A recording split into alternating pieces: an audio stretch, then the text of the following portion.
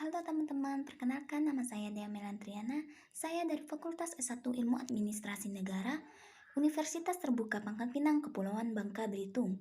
Di sini saya akan presentasikan gagasan dengan topik COVID-19.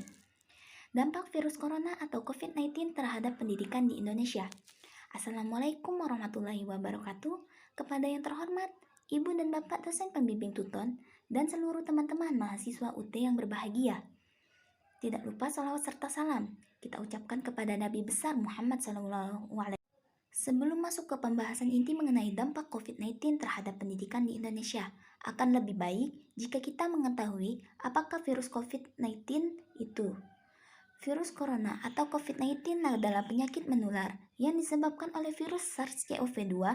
Sebagian besar orang yang tertular COVID-19 akan mengalami gejala ringan hingga sedang dan akan pulih tanpa penanganan khusus. Namun sebagian orang akan mengalami sakit parah dan memerlukan bantuan medis. Awal kemunculan COVID-19 pertama kali muncul diduga di pasar hewan kota Wuhan, Cina, sampai akhirnya menyebar dan menjadi pusat perhatian di Indonesia pada bulan Maret 2020 lalu.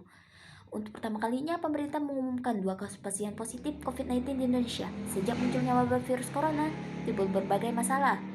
Sebab virus tersebut tidak hanya menyerang manusia, tetapi juga memberikan dampak terhadap perekonomian dunia, serta mempengaruhi kehidupan sosial di berbagai negara. Salah satunya yaitu dalam dunia pendidikan di Indonesia, yang sebelumnya pembelajaran dilakukan secara tatap muka atau luring, tetapi pada masa pandemi ini, sistem pembelajaran tersebut tidak lagi berlaku, guna mengurangi penyebaran virus COVID-19 di Indonesia. Pada awalnya pemerintah menerapkan kebijakan berupa social distancing atau pembatasan sosial yang dilakukan di Indonesia selama 2 minggu. Pemerintah berharap dengan dilakukannya kebijakan social distancing tersebut dapat mengurangi penyebaran virus COVID-19. Namun, ternyata kebijakan tersebut tidak dapat mengurangi penyebaran COVID-19. Hingga pada akhirnya pemerintah meliburkan di berbagai jenjang pendidikan, mulai dari TK, SD, SMP, SMA, hingga perguruan tinggi sampai batas waktu yang belum dapat ditentukan. Pemerintah melakukan berbagai cara agar pendidikan bisa terus berjalan di era pandemi ini. Karena pendidikan merupakan aset yang sangat penting bagi sebuah bangsa demi kemajuan suatu negara. Pemerintah akhirnya membuat kebijakan baru dengan cara menerapkan sistem pembelajaran dari rumah masing-masing, yaitu daring atau pembelajaran dalam jaringan, melalui berbagai platform mulai dari aplikasi Zoom, Google Meet, e-learning student, dan media pembelajaran lainnya. Metode tersebut memanfaatkan jaringan online yang sudah pasti terhubung dengan internet dengan tetap berada di rumah masing-masing dan mengerjakan seluruh kegiatan pembelajaran melalui online. Teknik pendidikan daring tersebut dilakukan oleh berbagai jenjang pendidikan, mulai dari tingkat TK, SD, SMP, SMA, sampai perguruan tinggi. Dalam pembelajaran daring, biasanya para siswa dan mahasiswa dituntut agar lebih kreatif, seperti diberi tugas untuk membuat konten YouTube yang berisi materi pembelajaran dan lain-lain.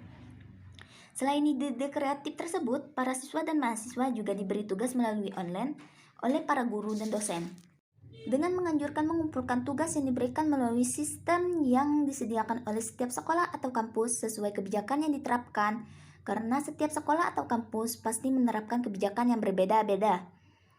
Mulai dari mengumpulkan tugas melalui laman e-learning Google, student melalui WhatsApp, melalui email, bahkan dengan datang langsung ke sekolah atau kampus untuk sekedar mengumpulkan tugas, tapi harus tetap mematuhi protokol kesehatan yang telah dibuat oleh pemerintah, yaitu setiap orang wajib melakukan 3M, memakai masker, mencuci tangan, dan menjaga jarak.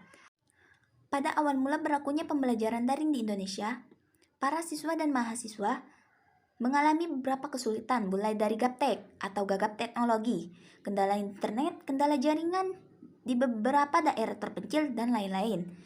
Selain itu, kesulitan dari para murid pada tingkat TK dan SD pun muncul karena telah menambah beban mereka untuk mengawasi dan mendampingi anaknya dalam proses pembelajaran. Tidak hanya murid, pengajar pun harus beradaptasi lagi dengan adanya pembelajaran jarak jauh atau daring, yang dimana sistem pembelajaran tersebut memanfaatkan teknologi sebagai media pembelajaran. Namun seiring dengan berjalannya waktu, masyarakat sudah terbiasa dan harus menerima serta mendukung adanya kebijakan yang telah dibuat oleh pemerintah dalam dunia pendidikan. Sebab pada masa pandemi ini sistem pembelajaran daring merupakan langkah yang paling tepat untuk mengurangi penyebaran virus COVID-19. Demikian uraian yang dapat saya sampaikan, semoga bermanfaat bagi kita. Mohon maaf yang sebesar-besarnya atas segala kekurangan. Wabillahi taufiq walhidayah. Wassalamualaikum warahmatullahi wabarakatuh.